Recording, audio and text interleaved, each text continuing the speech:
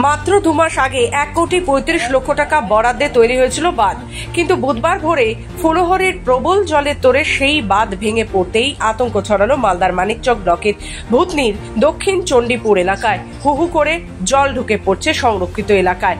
গত বছরের মতো এবছরও ফের বন্যা পরিস্থিতি তৈরি হওয়ায় আশঙ্কা প্রবল। গ্রামবাসীদের অভিযোগ, গত বছর বাঁধ কেটে ভয়াবহ বন্যায় মাস দুয়েক ডুবে গেছিল গোটা ভূতনি। এরপর শুখা মরশুমে জেলা সেচ দপ্তরে কাটা বাঁধের জায়গায় নতুন বাঁধ নির্মাণ করে, কিন্তু কয়েকদিন আগে থেকেই বাঁধের নিচ দিয়ে ফুলহরের জল চুয়ে ঢোকার লক্ষণ দেখা যাচ্ছিল। সেচ দপ্তরে বালির বস্তা ফেলে পরিস্থিতি সামাল দেওয়ার চেষ্টা করলেও তা ব্যর্থ হয়। বুধবার ভোরে প্রবল জলের চাপে নবনির্মিত বাঁধ ভেঙে গেলে দক্ষিণ চণ্ডীপুরের নিচু এলাকাগুলো দ্রুত প্লাবিত হতে শুরু করে।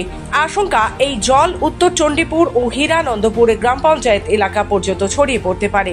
এই ঘটনার পরই শুরু হয়েছে রাজনৈতিক দরজা। দফায় দফায় অভিযোগ, পাল্টা অভিযোগ। মানিকচকের তৃণমূল বিধায়ক সাবিত্রী মিত্রের বিস্ফোরক অভিযোগ, ষড়যন্ত্র করে বাঁধ কেটে দেওয়া হয়েছে।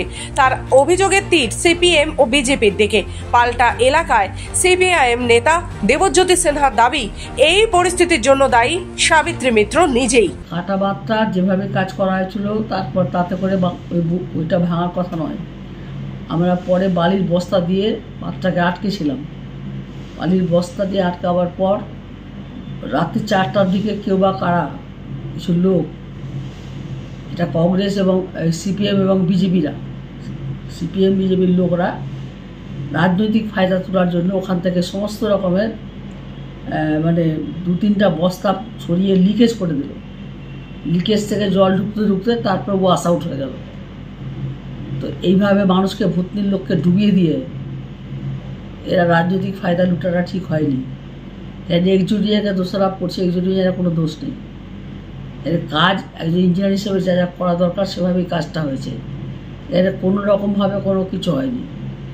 এদের একটা ধারণা আছে কাটমানি হ্যানত্যান এসব বলে, ওদের কথা ওরা বলুক, কিন্তু বাঁধটা যারা কেটেছে তাদের শাস্তি হোক। এদিকে রাজ্য সরকারের ভূমিকা নিয়ে সরব হয়েছেন বিজেপি দক্ষিণ মালদার সাংগঠনিক জেলা সাধারণ সম্পাদক গৌরচন্দ্র মণ্ডল। তার অভিযোগ, সরকারের গাফিলতির ফলে কোটি টাকার বাঁধ মাত্র কয়েক মাসের মধ্যেই ভেঙে পড়ল, যার ফলে ফুলহারের জলে বিস্তীর্ণ এলাকা প্লাবিত হওয়ার আশঙ্কা তৈরি হয়েছে। সর্বপ্রথম তাকে ধিক্কার জানাচ্ছি। লজ্জা লাগে না? কামাইয়ের জন্য আপনার লোক বাঁধ কাটিয়েছে, কারণ 1,35,00,000 খেয়ে নিয়েছেন। কত ভাগ পেয়েছেন আপনার ভিডিও বা সেচ দপ্তর বলবে। আবার কামাইয়ের জন্য এখানে বাঁধটা কাটিয়েছেন। ভূতনির দুর্দশার কথা একবারও মনে পড়লো না আপনার? ত্রিপাল লুট, চিড়াগুড় লুট, আবার বাঁধের টাকা লুট, আর কামাইয়ের জন্য আপনি কাটিয়েছেন।